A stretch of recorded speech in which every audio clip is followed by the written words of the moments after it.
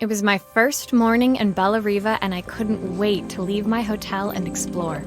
It was a quiet town, its streets and alleyways basking peacefully in the hot morning sun.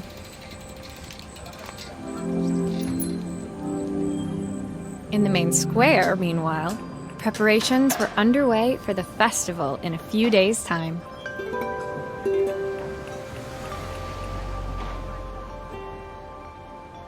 As I handed out my flyers, I wondered what the people of Bella Riva would need me to fix. So far, everything here seemed perfect. I was starting to worry I'd made a mistake when I felt someone tapping me on the back. Hi, I'm Izzy. Do you know how to fix things? It was a little girl, maybe 7 years old, who must have gotten hold of one of my flyers. She rummaged around in her backpack until she hauled out a battered red cassette deck.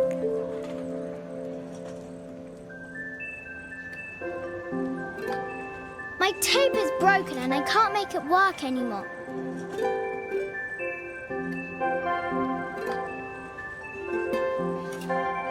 I tried to fix it myself, but there's this metal thing in the way.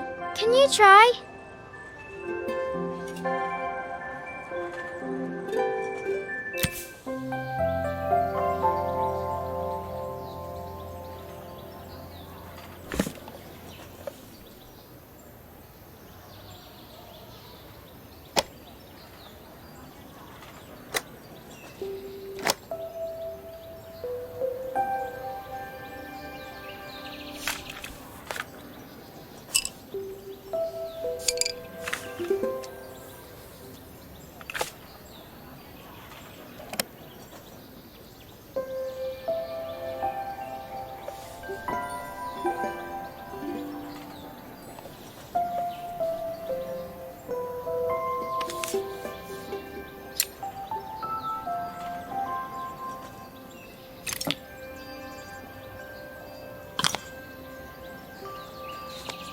Aha!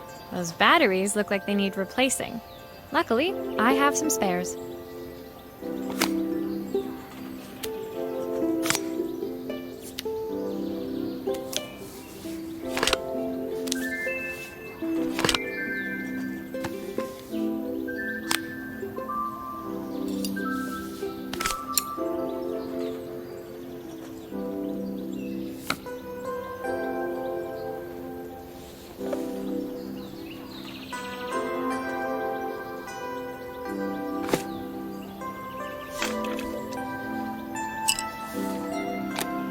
Why did you do that?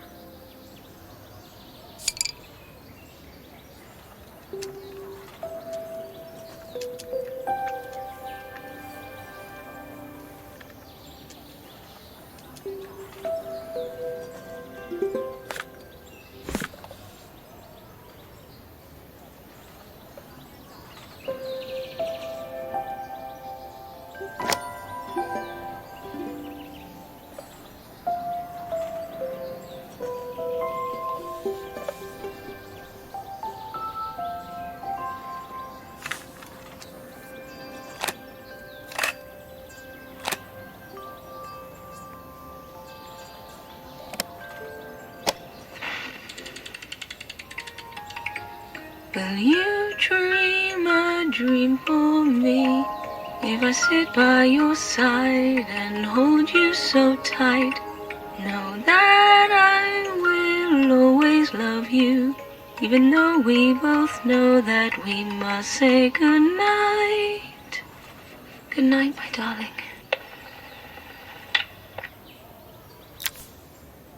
When it finished, Izzy picked up the tape deck and tucked it carefully into her backpack. Thanks, Maria. You're the best person at fixing things ever. No problem. Who was that singing? They're very good. It's my mum. She's not here anymore. Izzy trailed off. It was the kind of silence a cassette tape would never be enough to fill. When Izzy's friends called for her, she dug deep into her pockets, looking for something to pay me with. Eventually, she produced a grand total of a stick of gum, 3 mismatched buttons, and a yo-yo.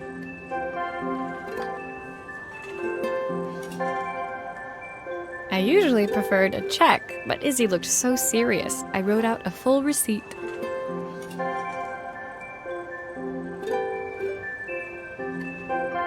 She seemed like a happy kid, but beneath it all, part of her life had been shattered. Part I wouldn't be able to fix.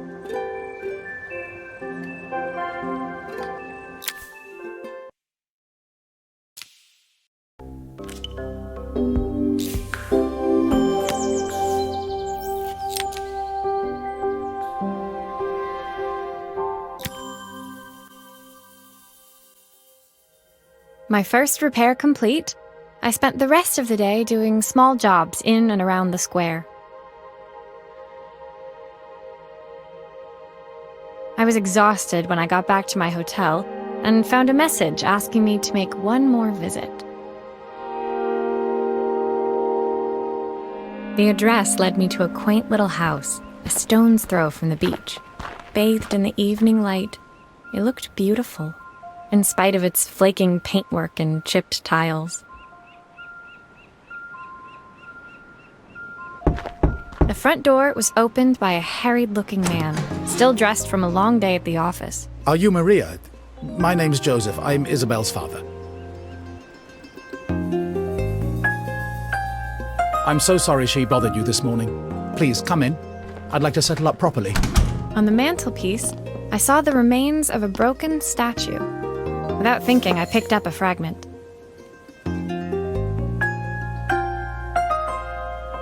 Ah, my father's statue. What's left of it, at least. Yet another way I'd have disappointed him. It survived 100 years in this family. But 5 minutes with Isabel and... Do you think you can salvage it?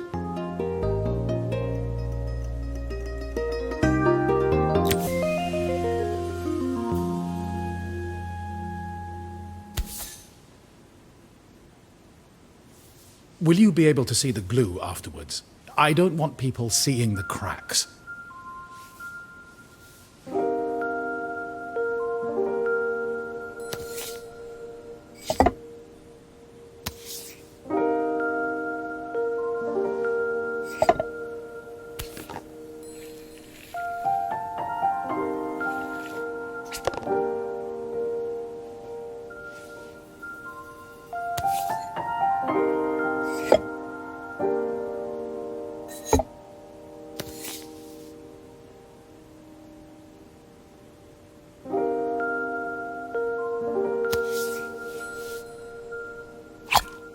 Is this glue really strong enough to hold everything together?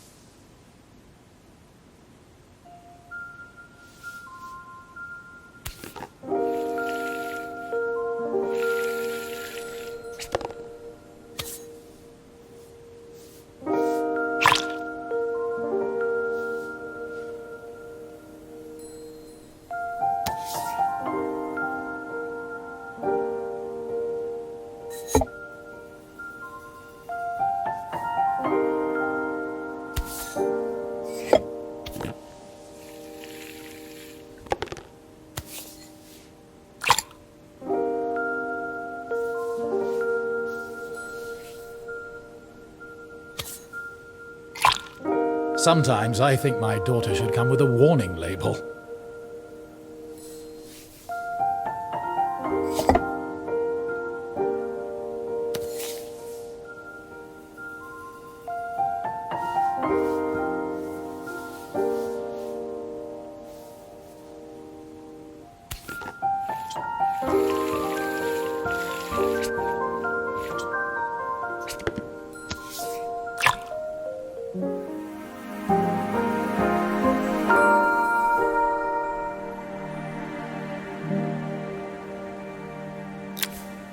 Thank you, Maria.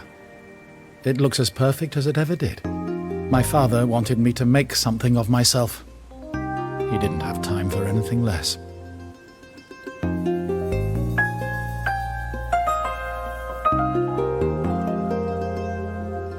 As Joseph put the statue back on the shelf, it nudged against the family portrait stood proudly next to it. So he was Bellariva's mayor. And that was Izzy's mom. They must both miss her so much. Sorry, I'm a little tired. I've been working late getting things sorted for the festival. There's only a few days to go. Looks like I'll be working late. Again.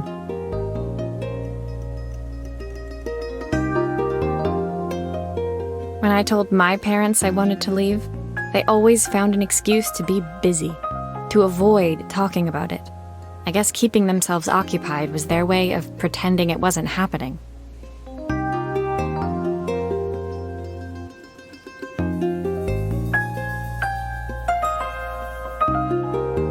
Joseph's work must have been taking up so much of his time.